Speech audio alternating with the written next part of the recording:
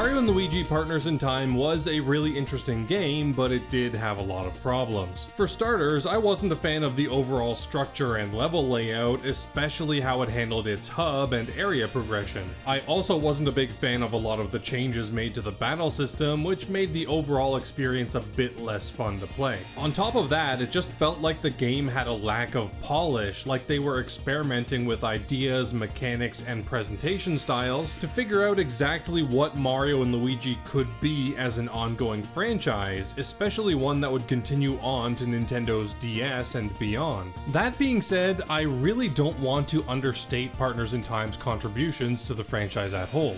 Sure, as a standalone adventure, I feel like it wasn't as strong as Superstar Saga, but its experiments would end up being massively important and would end up being the stepping stone that Alphadream needed to take their franchise to the next level. By the time the late 2000s came around, the DS, its hardware, and its quirks were a bit less of a mystery, and a lot of developers had realized how to make some incredible games for it. Some developers chose to play it a bit safe, keeping the DS's uniqueness in check while making more traditional games for the system, only using its gimmicks when absolutely necessary. The Pokemon games come to mind here. While they did use the second screen for menus and stuff like that, they wouldn't really get wacky with DS exclusive mechanics until the 3DS era. But other developers weren't so conservative. Many of these studios saw a really unique chance to make something unlike anything else anyone had ever seen. An opportunity to make something that couldn't be accurately replicated on any other piece of hardware and could truly define the DS as a generation, and Alphadream was going to be one of those teams. After the release of Partners in Time, they got to work on this third game using everything they'd learned from both Superstar Saga and Partners in Time, and attempted to make something that could be unrivaled in the Mario franchise. By the time they had announced Mario & Luigi RPG 3, it had already been 3 years since Partners in Time, and it wouldn't even see a full global release until a year after that. But apparently this extra development time, along with more familiarity with the hardware and a more clear vision on what they wanted to accomplish, paid off in droves. When Bowser's Inside Story released, it was met with near universal praise, making it not only one of the highest rated games on the DS, period, but the second most highly rated Mario RPG game ever, only behind the original Paper Mario. And obviously, with all the hype surrounding this game, I, who was pretty well ingrained in online gaming communities at this point, had tons of friends enjoying the game and had no barriers to entry anymore, would surely give it a try, right? Yeah, I honestly don't have any excuse for this, but this was yet another Mario RPG that I let slip by me at this point. It's not even like I didn't have the hardware or didn't enjoy DS games or anything like that. The World Ends With You had just come out a year prior. It's probably even more off the wall with its use of the DS's more unique features, and it had pretty much immediately shot up my rankings for my favorite games ever. So yeah, I've kind of let this one slip by me for the past 15 years or so, but no longer. I've heard pretty much nothing but amazing things about it, and I'm really excited to see what all the hubbub's about. Oh, and one thing to note before we get started here, I am going to be playing this game on original hardware instead of the emulators on Wii U and Switch that I used for the previous games. I feel like that is going to be a pretty important thing for this franchise going forward, so I'm going to make sure that I play each of these next games on original hardware first before doing anything else. Anyways, I'm super excited to get started, so let's talk about Mario & Luigi Bowser's Inside Story. So just before we get started here, if you like what I do and want to help me make more, better videos faster, maybe like the video and subscribe to the channel. And if you really want to help out, you can join my Patreon page since I have a goal. If it reaches $50 a month, I'll make a video on Super Mario RPG, which I'm currently not planning on doing otherwise. On top of that, if you join, you'll get early access to all of my main videos, get updates first, and you'll probably even get some exclusive content every once in a while. Anyways, with that plug out of the way, let's get going.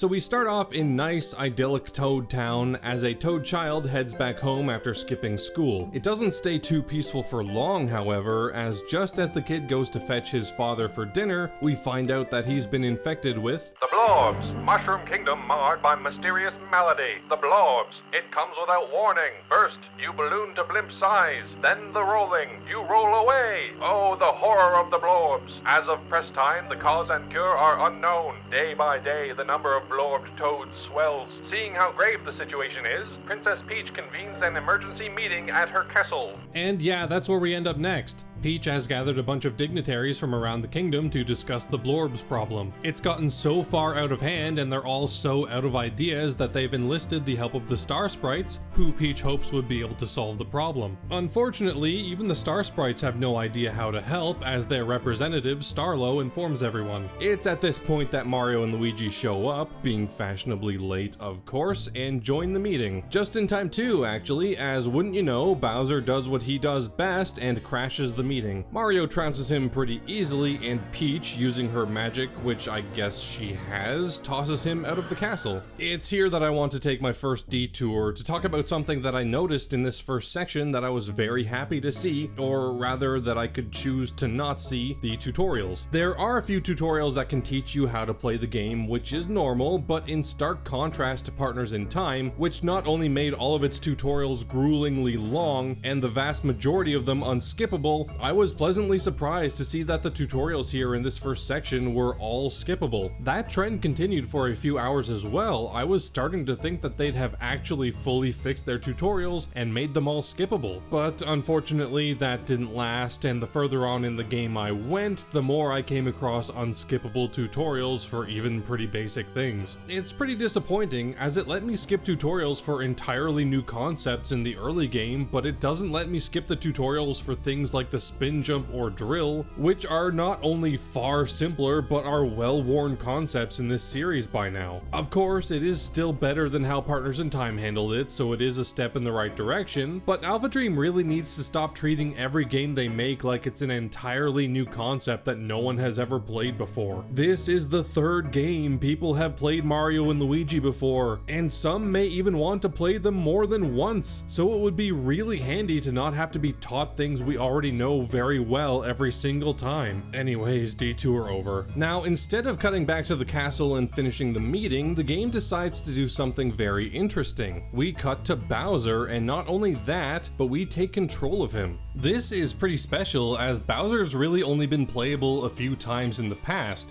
in Super Mario RPG as a party member, in Thousand Year Door during the mid-chapter intermission sections, and in Super Paper Mario as one of the 4 heroes. This is a super good sign because obviously the thing that makes all of those games great is the fact that Bowser is playable. This is the game's most important gameplay decision, one that defines basically everything about it, but in order to really get into that, we do need to finish setting the stage, so let's get on with the rest of this intro. Bowser trudges through the forest to make his way back to Peach's castle, and he comes across a weird salesman who says he's won a special mushroom that's capable of making him lucky enough to take out the Mario Bros once and for all. Being a bit of a gullible dope, Bowser immediately believes this story and gulps the mushroom down despite Kamek's objections, and things immediately go wrong. This mushroom did have special properties, which is to make Bowser inhale anything in his current vicinity. What makes this more worrisome is that the salesman unveils himself to be none other than Fawful, back at it again with more evil, but we don't know exactly what his plan is yet. I love that Fawful is back, and in a more important role than he had in Partners in Time. Cackletta and Fawful were a great duo, but I think it was pretty clear to everyone which one of the two was going to be the fan favorite, and I really like that Alphadream really decided to lean into that and have him return to be a major villain again, because he's great. But as to what he's up to, we'll have to get into that much later. Back at the castle, Bowser shows up again and vacuums up everything in his way, even specifically making sure that Luigi got swallowed up after the fact, which is incredibly rude. Luigi wasn't doing anything to anybody, and he does not deserve this type of treatment. Let him sleep.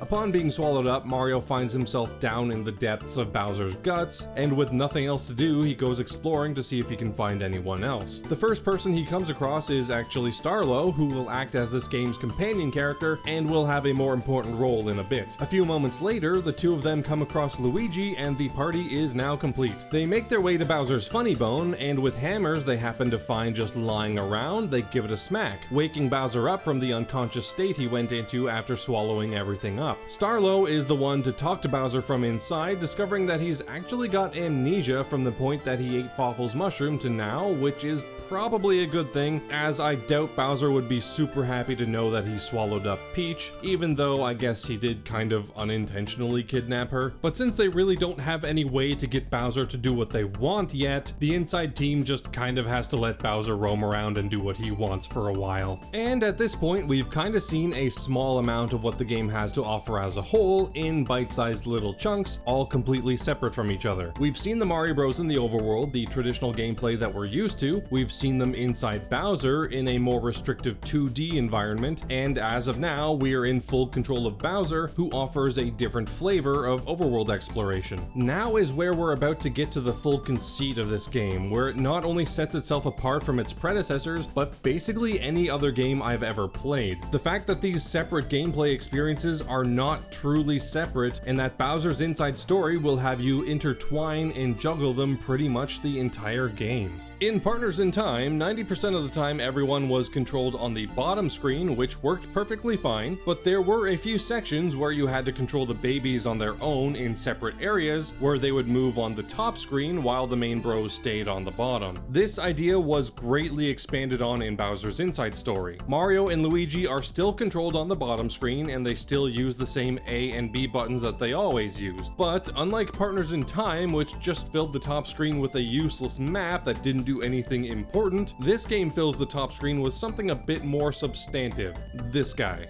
Yeah, Bowser is always controlled on the top screen when out in the overworld, and he takes control of the X and Y buttons that the babies used in Partners in Time. This is basically the only reason the game works at all. You can easily switch between Bowser and the bros by just pressing the buttons that they use without ever losing track of where Bowser is. The bros do get put back on this little area select screen when taking control of Bowser again, but thankfully whenever you're exploring major dungeons, this doesn't happen. I'm really happy they made swapping so quick and convenient, since you will need to do it a lot throughout the game. The first time you actually do this is going to be in the first major area, Plaque Beach, a really weird beach full of decaying teeth which must smell absolutely hideous. After waking Bowser up, he learns from Fawful that his crew is besieging Bowser's castle in an attempt to take it over. Bowser's not too happy about that, so he has to travel through Plaque Beach to reach it. During his travels, he comes across Brock Monsieur, who is trapped on an island in the ocean and offers Bowser a special block power-up if he saves him. Bowser eventually agrees to do so, which triggers the first thing that the Mario Bros are going to be doing for Bowser throughout the game. See, for the majority of the game, the Mario Bros act as a support for Bowser, helping him do what he needs to do, working from within to drastically improve Bowser's capabilities or restore ones that he lost, like his ability to breathe fire, which is a bit of a sore spot for him. This is the first one of these areas where they head into Bowser's arms to buff him up a bit and let him perform some Herculean feats of strength. And to do that, we get to play minigames. The Arm Center minigame is basically a small little rhythm game where balls of energy will be shot at either Mario or Luigi, and they need to hit them back at his arm muscle with their hammers. This is a pretty fun minigame on its own, but what makes it more fun is the fact that each time you need to do it,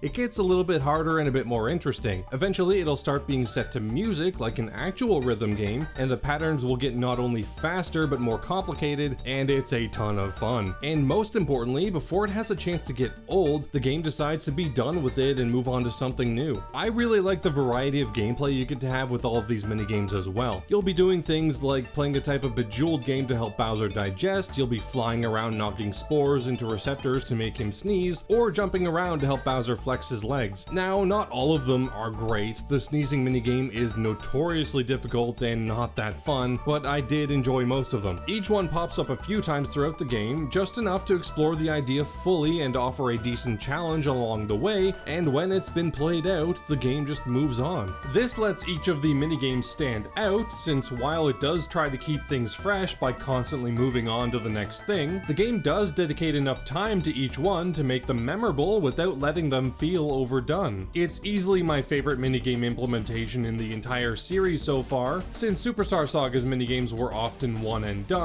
and Partners in Times never really got any more interesting whenever you had to play a new instance of them. They absolutely nailed it here. The second thing that the Mario Bros will be doing within Bowser for the majority of the game is dungeon crawling. Yeah, most of the game's dungeons are actually all within Bowser, and we get to explore the first one on Plaque Beach as well. After fighting against a statue, Bowser feels a mighty thirst and takes a drink, which causes a new area to open up for the bros, the Pump Works. I honestly don't think this was a great first dungeon, not because it was poorly designed or anything, but entirely because it's a water section. There's a few things I don't like about this, but most of it actually comes down to Mario and Luigi's controls. See, if they're swimming in unison, there's no problems at all, they can move around fine, and everything is hunky-dory. But the second one of them gets out of sync, everything falls apart. You can't keep swimming with one and have the other catch up. No, if they stop swimming together, they both kinda just lose the ability to swim and fall back down to the floor they came from. It seems like a limitation based on how the brothers are tethered together. They were always tethered like this. If you jumped onto a ledge with Mario, you couldn't just keep walking since Luigi was stuck on the lower level. I feel like this wasn't something that was fully thought through when designing the game, especially considering the 2D environments, which are typically going to be a lot more vertical than the pseudo 3D world is, leading to more opportunities for the bros to desync and be more of a hassle to control. You can get past this by just button mashing both A and B as fast as you can, but the fact that you kinda need to brute force through it is a bit of a problem. I don't necessarily mind that there's a water level here, but having it be the first major dungeon that the Mario Bros need to go through is a weird choice in my opinion. Swimming was never really a strong suit in the Mario Bros platforming repertoire.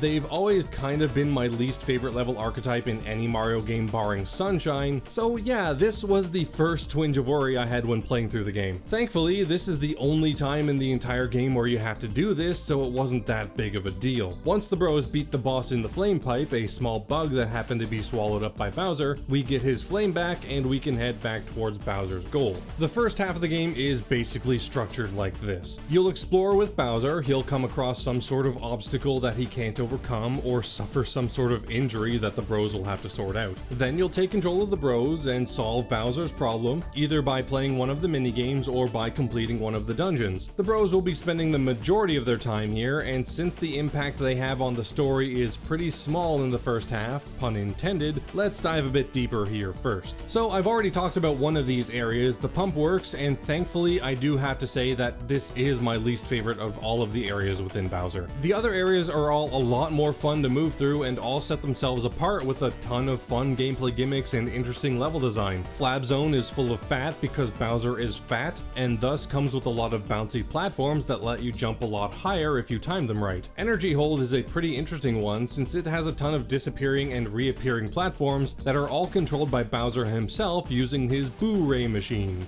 I was gonna say I've got a Boo Ray machine right here because the PS5's library is a ghost town. I really should have made this video 2 years ago because then that joke would have made sense.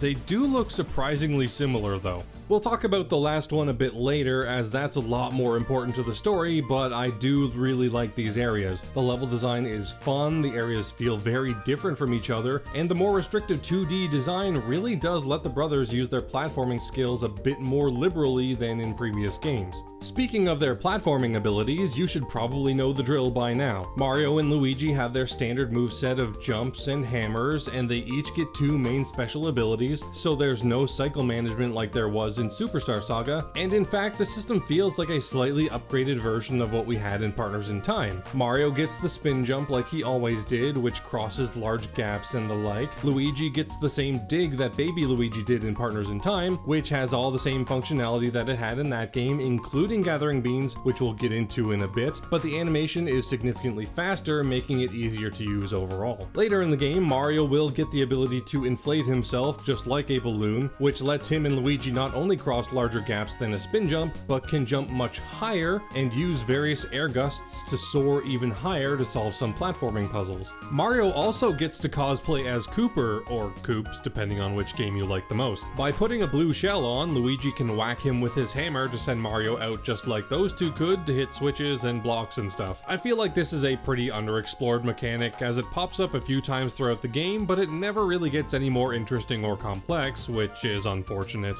And lastly, the hammers work basically like a mixture of Superstar Saga and Partners in Time. Mario bonks and Luigi bonks Mario to squish him down so he can fit into smaller gaps. Honestly, there really isn't much to say about any of these things. Aside from the ballooning ability, pretty much everything we're seeing here is the same as what's been done before. Honestly, that would be a negative, showing a lack of new ideas if it weren't for the fact that the Mario Bros. Adventures through Bowser's Gut and beyond is only a very small portion of the game. So yeah, we need to talk about Bowser now, since he's the guy who's going to be the main character for the majority of the game. So early on when you're controlling Bowser, it's pretty clear that he's not the acrobatic master that the Bros are, and all he can do is walk around and punch things. Very in character for the lumbering brute, but it doesn't really make for super engaging exploration. Thankfully, that small moveset gets fleshed out a lot pretty quickly. First, as we talked about earlier, is that Bowser gets his flame ability back, which lets him burn down trees and stuff to open up more pathways. Flame is a fine mechanic with a lot more to it than is really necessary. You can hold it for a while, which will eventually cause Bowser to lose his breath, but everything that you'll need to burn down disappears the instant that the flame touches it, so there's really no reason to actually ever hold down the flame for that long. Beyond the flame, Bowser gets several other abilities that make exploration a lot more fun with him. First is the ability to do a sliding punch, which Mario and Luigi give to Bowser by whacking random nerves in his arm, like you do. This increases his ability to traverse over gaps and makes moving in general a lot faster, which is nice. Next is a ground pound, which is activated by spinning some bones and drilling around. This is mostly to activate switches and stuff, which is fine, but it also does give Bowser the ability to do a standard jump of sorts, although it is only in place. He can't move and jump at the same time, limiting its overall effectiveness. Lastly, Bowser gets the ability to roll up into a ball, which is such a good ability since it greatly increases his movement speed, lets him smash through various obstacles, and even lets him climb up walls with his spikes. The only thing that's holding this one back is that it's given to you in the game's final dungeon, so it has very little use outside of navigating that and collecting some optional stuff out in the world. Even with all of these abilities though, Bowser is still a pretty big, pretty slow kind of guy, and that does reflect in how and where you'll traverse each part of the world. Typically, the places Bowser will be going through are only going to be the critical path through each area, so while you will pretty much always be making progress, it will often feel like you're missing out on a lot of stuff, which you are, because there's actually a huge portion of this game that's only accessible by the Mario Bros themselves. At about the halfway point through the game, the inside team discovers that Bowser has been swallowing up a lot more than just people. He's got an entire pipe maze lodged in his gut, and for some reason, far beyond any logical explanation, not only do these pipes still all work and still reach all of their original destinations, but in traveling through them, Mario, Luigi, and Starlo will not only grow back to their original sizes when leaving, but also shrink back to microscopic when heading back into Bowser, which is very convenient. This acts as the Bros' fast travel system. As they explore around, they'll find more pipes, which will open up more sections of the pipe maze to use to travel the world a heck of a lot faster than they would be able to do otherwise. On that note, Bowser also gets his own fast travel system, where as he breaks stuff out in the world, he'll uncover these chalk roads, which lets Bowser travel from place to place instantly with his mind. These are both fine, but I like the Bros' more. Having to purposely smash everything on every available screen in case there could be a fast travel point isn't as fun as it probably was expected to be, and you have to remember exactly where they are since they get covered up again when you change areas. Anyways, once the Bros make it outside, they're free to use all of their abilities out in the overworld, which has a few uses. While there is one important story section that the Bros need to handle outside here, most of what they're going to be doing is things like shopping, finding secrets, and digging for beans. Yes, beans are back, but they work completely differently to how they did in previous games. In Superstar Saga, they boosted stats once you brewed them into a drink, which was a bit tedious to do, and in Partners in Time, they acted as a currency to buy badges. But here, the implementation is a lot more straightforward, and honestly a lot better in my opinion. There are three types of beans: Heart, Power, and Special. Each of these beans beans, once collected, can be used on either Mario, Luigi, or Bowser to increase one of their respective stats, HP, power, and special. My only issue is that more than ever before, collecting and using beans is a late game activity. Luigi gets the ability to drill underground in the first half of the game, but there's only a handful of beans to find within Bowser himself. The vast majority of them are found out in the overworld, which, like I said earlier, will only be fully accessible by Mario and Luigi much later in the game. This kind of makes exploring around feel more like unimportant busy work than it probably should be. Like, yeah, this whole world is fully explorable to the bros now, and there are plenty of places that Bowser was never able to get to, but outside of the few small sections that only they can reach, there's very little reason to actually go exploring around unless you really need the extra stats from beans, and honestly, they actually had everything they needed to make these areas more important to explore, but they just fumbled the execution. See, throughout each of the 2D dungeons that Mario and Luigi explore, they can come across these things called attack pieces. There's 10 of them in each area, and once they collect all 10, they gain a new special move to use in battles. Now, we'll get to what this means for the battle system in a bit, but having these attack pieces in these sections made me so much more eager to explore every nook and cranny, since I wanted to get as many of these special attacks as I could. What's even better is that the block minigames from Superstar Saga actually return here, as many attack pieces are found within these special minigame blocks. So it's a double whammy. Not only was I encouraged to explore these areas thanks to the existence of attack pieces, I was also doubly rewarded for searching them out with fun little minigames on top of the special attacks themselves. It's not a perfect system though. While many of these attack pieces are found this way, most of them aren't found individually. You'll get 3 or 4 in a single block, which honestly seems like a waste of a good idea to me. These areas are large enough that you'd be able to put 10 attack piece blocks out there with no hit to the flow of the level design, so why bother creating 10 attack pieces for each special if in reality there will only be like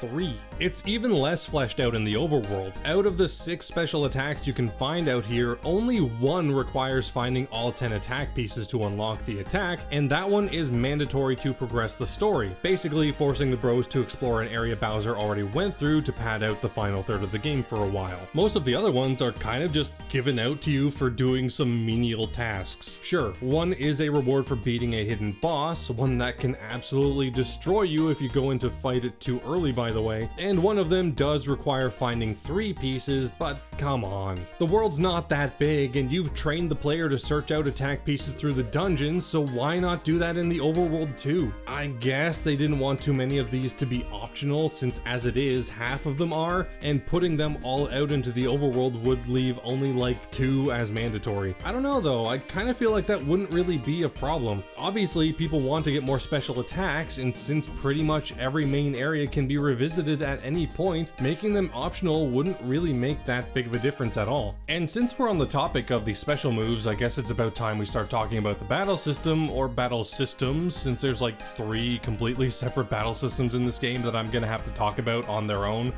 Why would you do this to me, Alphadream? What the heck did I ever do to you? Alright, let's get the bros out of the way first, since there's not that much different from what came before. Mario and Luigi's battles are set up very similar to Superstar Saga's, with just Mario and Luigi in a line facing off against foes. The bros will use their jumps and hammers to attack enemies, use those same moves to dodge or defend against enemy attacks, and use items to heal themselves if they get too beat up. Honestly, it's so similar that I could probably just leave it at that for the most part. The only thing that is noticeably different from the basic system is that Mario and Luigi can now do the double jump attacks, which have been simplified down to 1 button due to the lack of babies. But I do want to point out the hammer action command specifically here. This kind of made me mad for a bit when I first started playing. Not because it's bad or anything, but rather because it's done so well. Like previous games, if you time your hammer attacks right, you'll get more damage. But if you time it exactly right, you'll get a super hit that does a ton of damage. The timing is portrayed really well, the perfect hit has a fantastic animation, and just landing hammer hits feels so good with how it's all executed. Which leaves me with one simple question. How the hell did Color Splash mess it up so bad when this game got it right 7 years earlier? Is the Paper Mario team just not allowed to look at the Mario and Luigi games, or are they not even allowed to know what an RPG is? Because it sure seems like they don't. Anyways, that was a rant for a previous video, let's continue with this one.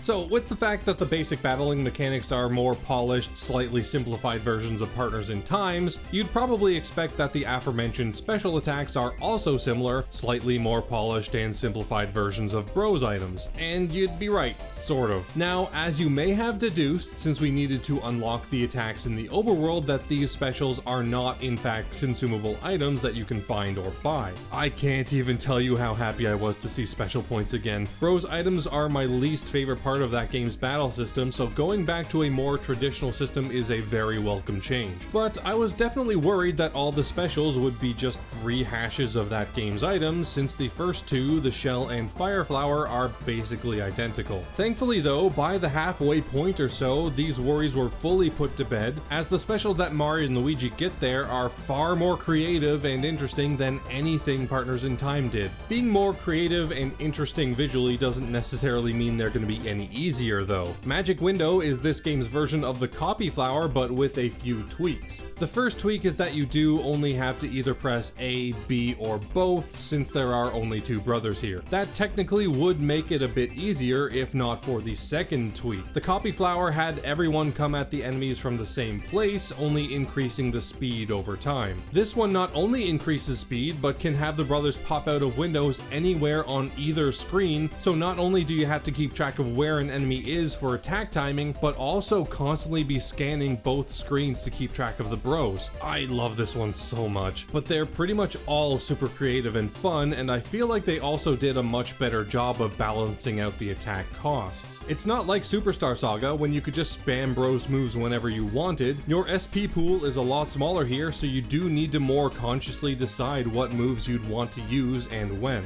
On that note, leveling up is a lot like it was in Partners in Time as well, but it's a lot less punishing overall for those looking for the best stat upgrades. First is that while it is still possible to game it, the roulette has a lot more possible numbers on each stat, so it's a bit more difficult to do so. Second, while that is the case, they tend to lump boosts together more, so you're not guaranteed to get a 1 if you mistime a 6 or something like that, which is very much appreciated. And on top of that, the game tries a lot harder to keep stats more balanced out overall, so if one gets behind a ton compared to what's expected, the stat boost can go beyond 6. I don't know how high that can get up to. I think I saw a 9, but don't quote me on that one. The next thing we need to talk about is equipment, since that has seen a significant change from Partners in Time as well. That game had two different types of equipment, clothing and badges, that could be equipped one on each brother, clothing giving stat boosts and badges giving special effects. The system has been completely overhauled here, and there are now 5 different types of gear for the brothers: clothing, socks, shoes, gloves, and accessories. Throughout the game, as you level up, your rank will also increase, and with a rank increase, you'll typically get an extra equipment slot, allowing up to 3 pieces of equipment to be worn at once. It's a pretty complicated system, as certain types of gear can be worn on certain slots, some can be doubled up, some can't, some can give stat boosts, and others give special effects. I'm not gonna be able to explain it all here. It does work well in practice though, and gives a lot of versatility in building up each brother as a character. But what about badges? If they aren't a type of gear anymore, what happened to them? Have they been tossed into the abyss like the Paper Mario games did before them? Thankfully, no, but they did get a complete overhaul as well, and work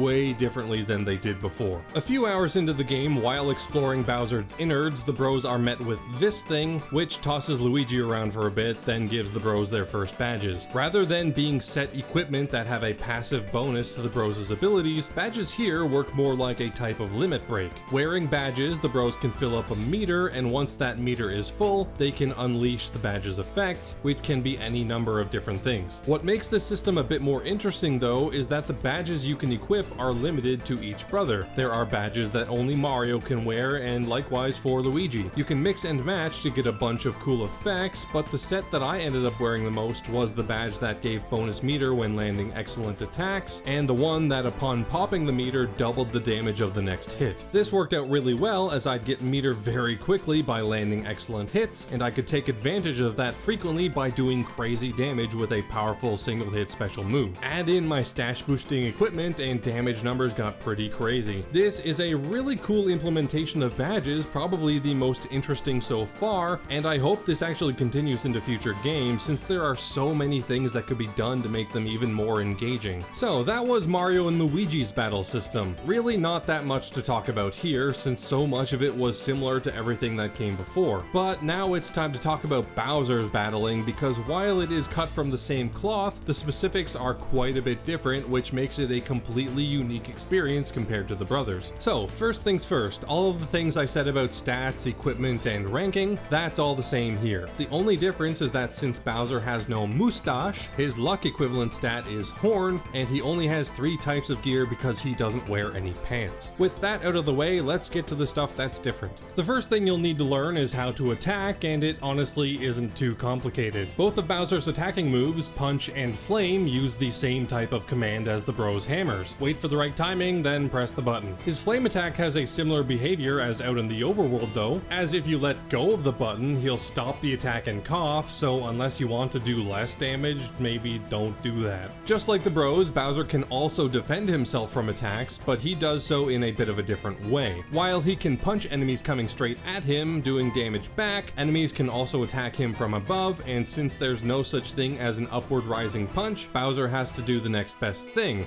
which is use his trusty shell to deflect incoming attacks or dodge under enemies that lunge at him. This is a bit of a delicate move to use since you can only hold it for so long before standing back up, so you have to learn which is the best time to use the crouch lest you suffer the consequences. The next command that Bowser gets in battle is the vacuum block given to him by Brock Monsieur for saving him from his island prison. This lets Bowser use the vacuum power he gained from Fawful's mushroom on command. This has one really important use, but as it is, I just love how many unique interactions there are with so many different enemies Bowser can face. Like the tooth pokies back on Plaque Beach. Bowser's punch can't really damage them normally as they'll just get more teeth back, but if you suck up all of their teeth, they're vulnerable to a punch on top of boosting Bowser's defenses. Or, speaking of teeth, these guys can, if their health gets low, eat a bean to heal themselves up a bunch. But if you suck up all of their teeth and they try to chow down, they won't be able to and even get dazed for their trouble. Tons of Bowser's enemies are designed with something that the vacuum can take advantage of, and conveniently, if you are facing one, the block even lets you know in the menu. Thanks, block. The vacuum is also super important for a side quest given by Brock Monsieur. There are these things called blitties out in the world, 15 of them total,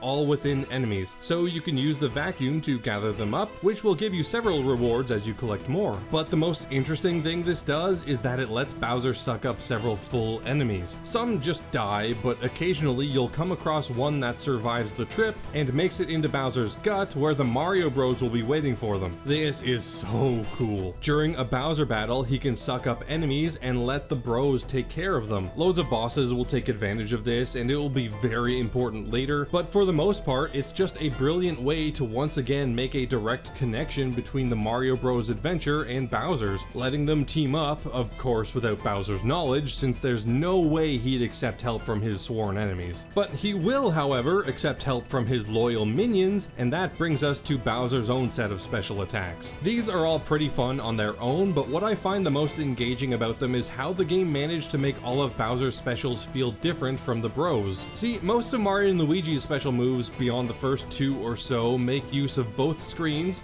the top and the bottom. Bowser's are different. All of his specials use the touchscreen instead, and that does a lot to help these two systems feel different, despite being largely built on the same foundation. Oh, and for some reason, Bowser has a rage mode he can get into if battles last long enough where his damage doubles. I don't really know why this is here aside from being a nod to Bowser's character, as throughout both playthroughs, I was literally never left wanting for damage from Bowser. I never gave him a single bean throughout either playthrough, and I honestly feel like his fights were the easiest in the game, so even in the few fights that lasted long enough to activate the rage mode, it was definitely not needed. Oh, and on that note, the difficulty in this game is probably the most well-rounded in the series so far. I never felt like anything was way too easy, nor did anything feel like it was too hard or unfair.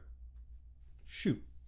I feel like how the game designed its enemies really helped with that, since they're far more interesting and utilize each system's mechanics so much better than previous games. For instance, one of the biggest problems I'd had with the Mario and Luigi games up to this point was the fact that most of the time when an enemy was attacking, you never really had to pay attention to which brother needed to dodge. Just press both buttons and you're good. But the enemies here are designed in a way that makes doing that a recipe for disaster. Many enemy attacks will fly at each brother quickly enough that just jumping with both both will leave one unable to dodge the next one, and I am so thankful for this. You need to actually pay attention, you need to see what patterns enemies will attack with, and you'll need to put enough brainpower into timing counterattacks properly. It was still never the hardest game in the world, but adding enemies that could actually be a threat with the fact that you don't have a free 1-up deluxe anymore if you go down, battles do become a lot more engaging, and I found myself fighting enemies of my own volition more than I ever did in either of the previous games. But it never ends up being the slightest bit punishing, even during the most difficult of fights, because of another new thing that they added here, the retry clocks. These are items that you can find out in the world that act as a sort of arcade continue, where if the bros get blasted, you can choose to start the fight over again from the start, with an added bonus of being brought back to full health. I really like these because they're limited. The most valuable resource a player has in these games is knowledge, so just like in the previous ones, the mere act of retrying bosses will make them less difficult, as the player will have a better chance to realize their patterns and figure out the dodge timings. The retry clock is a great way to facilitate this, as it lets players retry tough fights with no consequences, which will really help players who are struggling. But it also doesn't become a crutch that people can just use whenever they have any trouble. If the game just let you retry battles at full health every time you got wiped, things like healing items would be basically obsolete, since you could purposely lose for a heal whenever you wanted. But by limiting it, the game lets it keep their value as an aid, but prevents them from being abused, which was a really smart choice. So yeah, I adore both of these battle systems. They're both unique and meaningful in their own ways, yet they both still manage to feel like Mario and Luigi. But there is one more battle system in the game that's completely different from the others, and in order to talk about it, we're gonna have to set things up a little bit. So let's check back in with Bowser and see what he's been up to over the last few hours. So, making his way towards his castle, Bowser finds out that it was, in fact, taken over by Fawful and his minion Midbus, a slightly more evil counterpart to Bowser. Obviously, he's not going to take this injustice lying down, so Bowser decides to go on the offensive. He comes across a few of his minions with the same plan, and after a few minigames, including one where Bowser channels my 12-year-old self, he attempts to attack the castle with a bonsai bill. But unbeknownst to Bowser, the castle is now capable of moving, and while ignoring the warnings given by his minions about the incoming castle, This triggers another little minigame where Mario and Luigi have to ford down a river within Bowser's rump, where they shoot small energy balls that combine into a bigger, more aggressive energy ball that will somehow bring him back to life. I swear to God, if there wasn't footage to prove this, I'd say it was some sort of insane Mad Lib. But once Bowser is in fact brought back to life by the butt shmup, something strange happens. Bowser doesn't just come back to life. He grows to a colossal size, and this is how we'll be tackling the third type of battle. In these battles, the game will do something really interesting and actually makes us rotate the DS onto its side, which is pretty unusual, and we'll be controlling Bowser exclusively with the touchscreen here. He's still got his standard punch and fire breath moves, but they're just performed differently here. A swipe across the screen for a punch, and breathing into the mic for a fire breath. That will be important in a bit. So first things first here is that I adore the scale of these fights. Mechanically, they aren't that interesting. In fact, there's typically a lot less here than in standard fights, aside from the gimmick that each battle has. But it sells the size of everything so well. Trees that used to fill up the screen beforehand are now just tiny specks across the ground, and when Bowser punches his enemies, they go flying across the landscape with such a satisfying impact. They just feel so dynamic. I genuinely love these. Sure, they aren't the most mechanically interesting thing to come out of the DS, but they're unique, a fun change of pace, and pretty much accomplish everything that they set out to do. Except for one. So, in the last third of the game or so, Giant Bowser has to fight against this train. The gimmick here is that if it reaches the bridge it's hoping to cross, Bowser will never catch it, and the fight is lost. That's no big deal, just pulverize it every turn into a fine paste, right? Well, no, since there's another gimmick. Punches don't work, so all damage that you can do to the train itself has to be done via flame breath attacks. That's an issue, because flame attacks in these fights use the DS's microphone, and anyone who's ever used a DS DS microphone can probably attest to the fact that it is, at its best, horribly inconsistent, and at its worst, nigh on impossible to use properly. I honestly don't think the devs thought it would be a big deal. If the player does the breath correctly every time and gets an excellent, there's basically no way to lose. But on the other hand, if you don't do it correctly and don't get any excellence due to, say, a microphone not registering properly, it's pretty much literally impossible to win. You simply can't do enough damage to break the train down before time runs out, and that's even knowing that you can stop its healing by setting the mountain it hides in about halfway through the fight on fire. I died more to this boss than any other in any Mario RPG aside from Cackleta's Soul. Now, I was able to get through it on the DS itself, and I kind of want to show you how, because I really just want to spare people my suffering. So, this is how I beat it. Yeah, doing that, I got excellent on the microphone every single time and was able to beat the boss on my first attempt using that method. Man, I don't mind using hardware gimmicks in the game, but if you're gonna do that, you kinda need to take the jank into consideration. It honestly wouldn't have even been that bad if you just needed a baseline of good attacks to win. It was the necessity for excellence that pretty much exclusively made it so miserable. But yeah, aside from that one, I do think these made a great addition to the overall experience of playing Bowser's Inside Story, and since they only happen a few times throughout the game, each one having a different gimmick, they never really wear out their welcome or get boring, and of course they look incredible, which brings me right into the game's presentation. So I thought Superstar Saga was one of the best looking sprite games on the GBA, and I thought that Partners in Time was a very slight upgrade to that. It did look good, but it definitely didn't feel like a true generational leap. Like it wasn't truly taking advantage of what the DS could pull off in comparison to the GBA. Well, they're sure as hell taking advantage of the DS in this game. The sprite work here is absolutely phenomenal, just look at it. Mario and Luigi both look so much better than they did in the earlier games, and the animation is a big reason why. The sprites looked good in Partners in Time, but that game was pretty subdued and less fun to look at compared to Superstar Saga because the animations given to the brothers were so less bouncy and less energetic. There just wasn't a ton of personality to go around, you know what I mean? But the brothers are animated so well here, both inside of battles where the bros get fun idle animations when choosing their moves again, and out where, especially during cutscenes, they manage to capture the same cartoony comedy feel that was so good in Superstar Saga. But honestly, the character that got the biggest glow up is definitely Bowser, and he really steals the show. His battle animations are so weighty and satisfying, especially his punch, and the team put him in so many unique and fun scenarios that let them design a bunch of unique sprites for each one. Whether he's getting zapped, overeating, or burning off that excess weight, Alphadream put their heart and soul into each of these sprites, and this is probably the best and most expressive Bowser we've ever seen in a Mario game up to this point. Beyond the main cast, environments and enemies are all really good looking as well, especially inside Bowser, where the environments manage to be simultaneously gross and charming, and the enemies manage to combine Mario design with a more biological feel. Take the game's equivalent of Goombas. Yeah, they kinda look like Goombas, but you can also tell that they're designed off of cells and are probably part of Bowser's immune system, which would explain why they're attacking the bros. Man, it just looks so good. Alphadream really have become masters of 2D sprite art by this point. I can only imagine how good their future games are gonna look. Moving on to the topic of sound, Yoko Shimomura once again returns to provide the game's music, and yeah, this is probably her best work in the series yet. Area tracks like Let's Meet in the Mysterious Forest,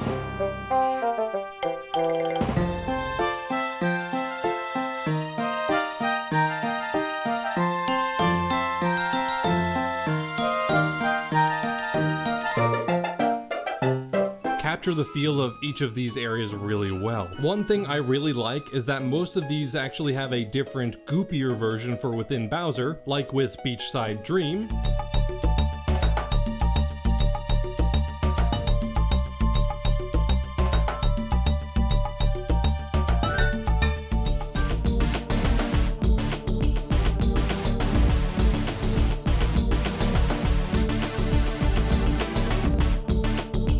They're all great and give each area a lot of extra flavor. Battle tracks are just as good with the Bros regular theme Okie Dokie,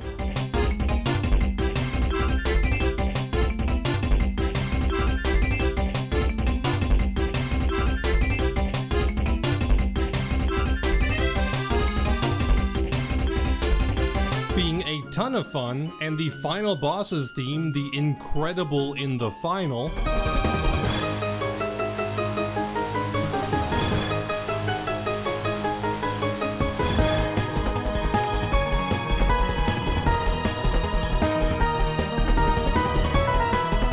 being the most Kingdom Heartsy song we've heard so far, and I'm entirely here for it. I also feel like the cutscene direction and presentation choices are vastly improved here as well. Partners in Time clearly didn't know what would be best for its cutscenes, so it basically tried a bit of everything, and it led to the story's presentation feeling pretty inconsistent. While Bowser's Inside Story does improve on that consistency, it's not like it only uses one screen for everything. Its choices for its cutscene presentation are a lot smarter and takes advantage of the two screens a lot better. For instance, when you're playing as Bowser, everything happens exclusively on the top screen, except when you're specifically talking to Starlo in his gut. And when you're playing as the Bros, cutscenes will happen pretty much exclusively on the bottom screen while they're inside of Bowser, and on top when they're out and about on their own. On top of that, more general cutscenes are more intelligently set up as well. Take the very first one. It originally sets the stage on both screens before changing scene on the top screen once the Toad Child enters the house. It just feels like Alphadream has a better idea of how to effectively set these scenes up using the dual screen setup here, and it really pays off. This game is able to much more effectively tell its story now. And speaking of that story, I think it's about time we start to head in that direction. But before we head directly into the plot, I want to go over how it handles its characters and writing, as that's a really important part of this series. So Partners in Time didn't really have a huge cast of characters. It had the four brothers, all of which were silent. Well, they didn't say much at least. And while its villains were effective at being a threat, due to the language barrier it was hard to see them as actual characters. I do feel like it worked though, as that game was even more event driven than pretty much any Mario RPG before it. The Shroob's invasion was basically already complete, the Bros were just trying to defeat them so things could go back to normal.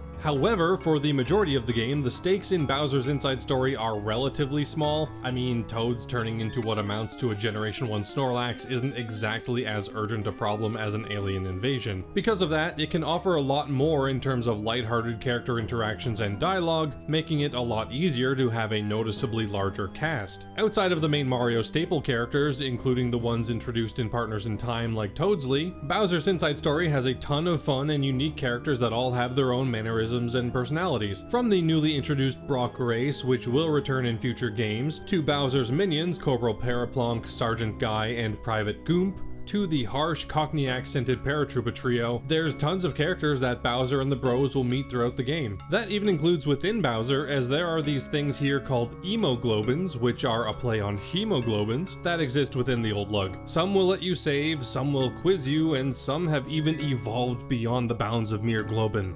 They live in Bowser's butt. But of course, having lots of characters doesn't mean much if they're written terribly, and thankfully that is not the case here. The writing throughout the game is witty, fun, and full of charm. Each character is able to get their own personalities across really well, and the dialogue is really engaging, especially when Bowser gets a chance to bounce off the people he comes across. This is probably my favorite version of Bowser, if only for the amount of screen time he's able to get here in comparison to other games. He definitely feels like a continuation of the personality started in Super Mario RPG and got more fleshed out in the first 3 Paper Mario games, and that is very high praise. It's just a shame what would happen to him 3 years later. And I also really like Starlo, which actually came as a bit of a surprise for me. For some reason, I'm pretty skeptical when an RPG series that never had one-off companion characters starts adding them in about halfway through. We may never know why. But Starlo does actually end up being a really great addition to the cast. She's smart, witty, really focused on solving the problems faced by the kingdom, and most importantly, she doesn't take any of Bowser's crap. As I said earlier, she is the one who talks to Bowser directly from within him. Despite Bowser eventually considering Chippy, as she's come to be known, one of his honorary minions, she's basically the one calling the shots, and if Bowser starts to get smart with her, she just says something along the lines of, "Alright, you don't want to listen to me? Well then solve your own problems." says, "Yellow, goodbye." So that's great. But on the other hand, she straight up slanders Luigi and genuinely hurts his feelings. I mean, the man, as a baby, single-handedly facilitated the eradication of an entire alien species, so he deserves some respect. Sure, it was basically an accident, but Starlo doesn't need to know that. I've noticed that Luigi getting undeservedly dunked on is a pretty common feature of this series, and I do kinda hope they dial it back a bit in the future. Luigi's a good guy, and he's trying his best, so cut him a little slack, alright? I am happy to see Mario stand up for his little brother in this situation though. That sort of brotherly camaraderie is surprisingly rare in the Mario RPGs, so it's good to see it here. And with that, since I do actually want to wrap this video up this century, I'm gonna start talking about the game's plot now. So, just like every other video, there's gonna be a timestamp somewhere around here if you want to skip all that.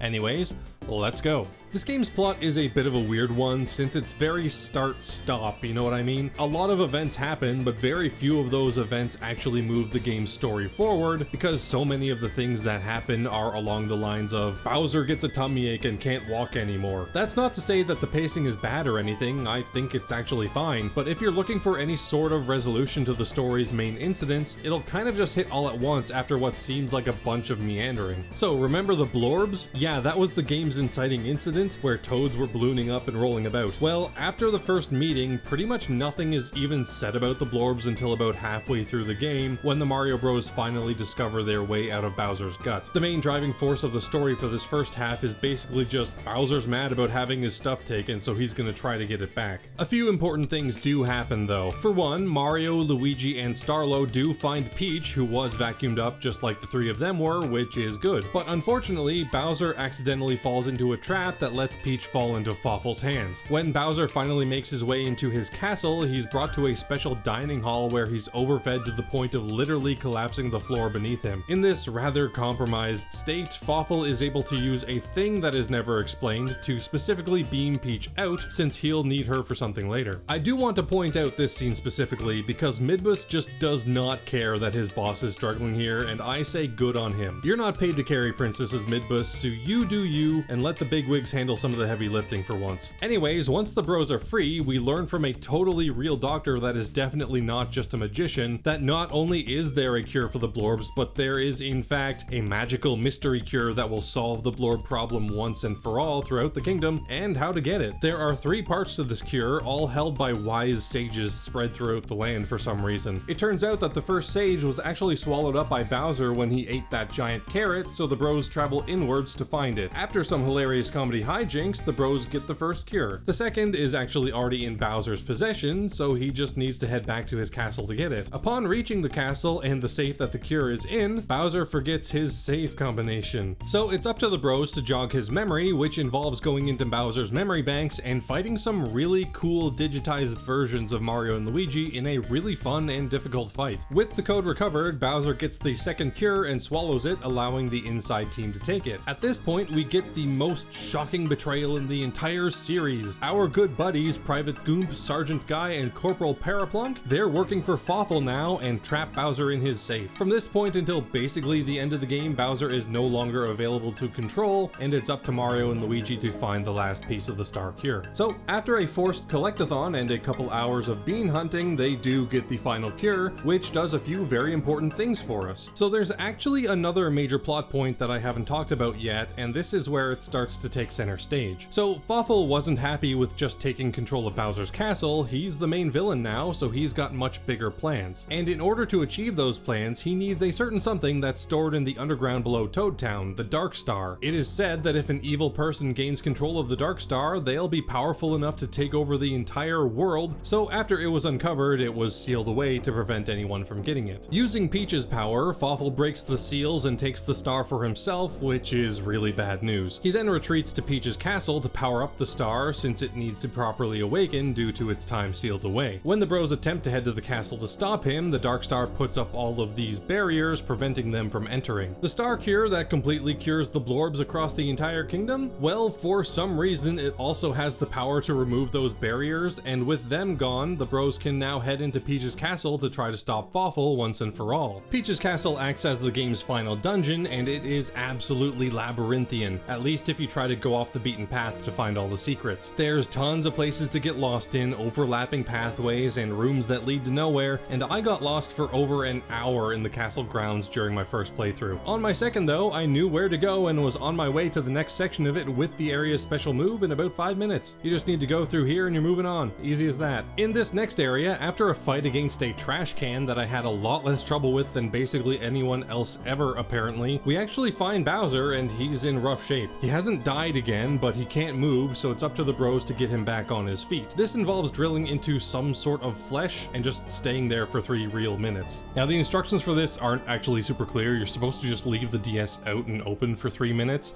but I thought you were supposed to put it in sleep mode.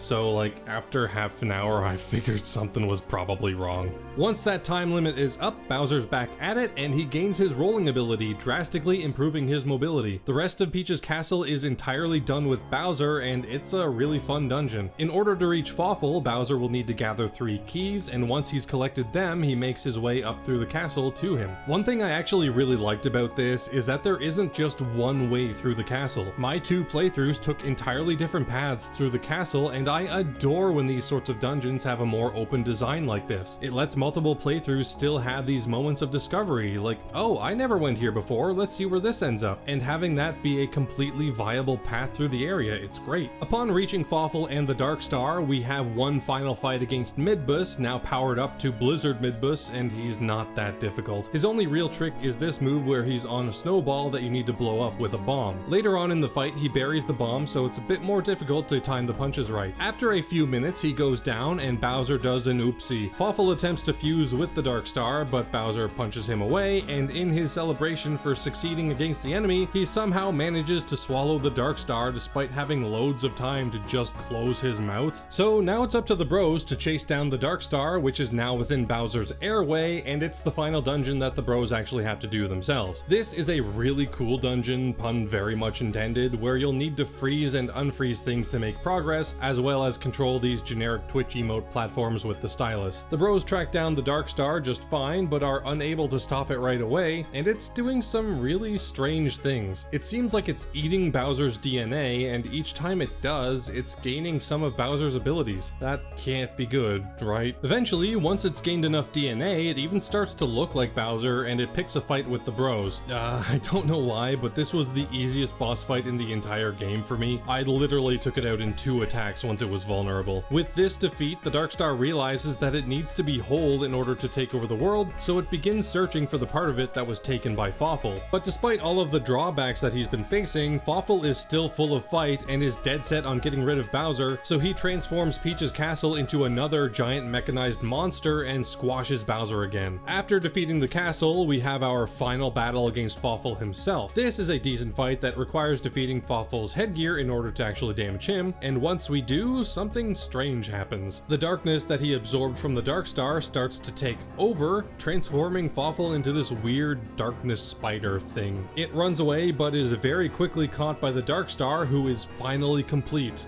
Dark Bowser. It moves to the top of the castle to spread its darkness everywhere, and Bowser chases after it, triggering the final showdown against the embodiment of darkness. This is my favorite boss fight in the series so far. It's incredibly climactic, especially once Dark Bowser powers up and starts using his own dark minions against you. Oh, it's so good. Eventually, once you do enough damage, Dark Bowser will spit up the spider Fawful, and it's time to let the bros take center stage for a while. Upon sucking Dark Fawful up, it'll trigger an arguably even better fight. Dark Fawful is huge compared to the bros, and they'll need to unload as much damage as they can onto all of Fawful's appendages and his glasses in order to actually deal damage to the Dark Star itself. Chances are you won't be able to defeat it in one go though, and it will leave Bowser and reunite with Dark Bowser after enough time passes. So after a few cycles of fending off Dark Bowser's assault and laying into the Dark Star itself, eventually it goes down, and that leaves Dark Bowser incredibly unstable. With one final volley of super powerful punches, Bowser obliterates Dark Bowser once and for all, and the day is saved. The Dark Star disappears, Peach is freed, and of course, Bowser is planning on kidnapping her now that he has the chance. But Fawful isn't gone yet. He reappears in Bowser and appears to show some remorse for his deeds, but of course he's lying and attempts to take the Mario Bros out by blowing himself up. Unfortunately for him though, that just lets everyone go, which is very convenient. With everyone free, Bowser finally realizes something. That voice that he'd been talking to the entire game, his honorary minion Chippy, was in fact Starlo the entire time, and that Mario and Luigi were gallivanting around inside his innards for the entire adventure. He is super mad about this, believe it or not, and the game ends the way many Mario adventures do, with a showdown between Mario, Luigi, and Bowser. We don't get to play this one though, it's all played out throughout the credits. And that was Mario and Luigi, Bowser's Inside Story. Man, what a ride. I completely understand why this game is so beloved and why so many people consider it to be not only the best game Alphadream has ever made, but also one of the best Mario RPGs ever made. There are so many things in this game that really should not be able to work as they do, yet the game design here is so well considered and so meticulously planned out that it all just fits together nearly perfectly. Like, seriously, there are effectively two separate games here with different level design philosophies, different battle systems, different structures that intermingle just immaculately. And it manages to do so in a way that is really only possible on a system like the DS. This is not a game that could be easily moved to any other platform without significant changes that would almost certainly make the experience way worse. Now, that's not to say that the game is perfect or anything, since it obviously isn't. I pointed out a few things that are a little less than amazing, like the train boss, which is genuinely terrible on DS without abusing how the microphone works. I'm not a fan of how attack pieces were handled, and some of the game's exploration is very back-heavy, especially for the bros who have to do the vast majority of secret and bean hunting near the very end of the game, rather than having that balanced out a bit more throughout the entire experience. But considering how much this game does right, and how much there is to it, I don't think those nitpicks really amount to that much, especially considering how much extra optional content there is here. There's a bunch of extra minigames to do, puzzles to solve, and extra fights to do through the game's challenge node. There's even an extra rank beyond what the game lists as the top one, which gives you an upgraded version of the excellent badge that I used throughout the game, which is pretty cool. So yeah, I had an absolute blast with this game. It is a genuine triumph, Alphadream's magnum opus, and a game that, if I worked for that company, would be very nervous in trying to follow up. There's pretty much no chance that anything they could come up with beyond this would be able to match or exceed what they were able to do here with Bowser's Inside Story. That being said, the show's gotta go on, and Alphadream weren't just gonna stop making games after making the best in the entire series, so they started working on a fourth game, this time making another generational jump up to the 3DS. So next time, we'll take a dive into Mario and Luigi Dream Team, and we'll see if I'm sleeping on this one or if it's a snooze fest. Thank you all so much for watching. And just before we end here, I do want to shout out my lovely patrons, R.A. Miller, Anon42, and my old friend Kevin Dion. Thank you all so much, you're the best.